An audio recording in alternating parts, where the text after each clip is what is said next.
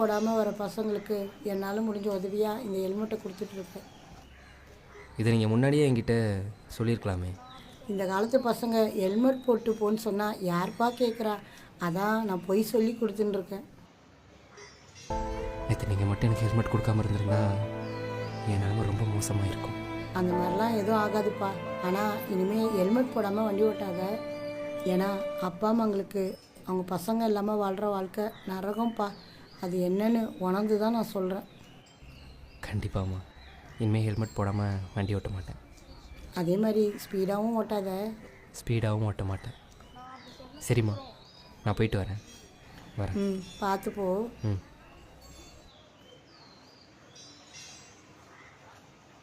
இந்த வீடியோ பார்த்துட்ருக்க நீங்களும் வண்டி ஓட்டும் போது ஹெல்மெட் போடுங்க. ஹெல்மெட் போடுறது மட்டும் முக்கியம் இல்லை, ஹெல்மெட்லேயும் பெல்ட் போடுங்க. அதேமாரி கார் ஓட்டும் போதும் சீட் பெல்ட் போட்டு ஓட்டுங்க. ஏன்னா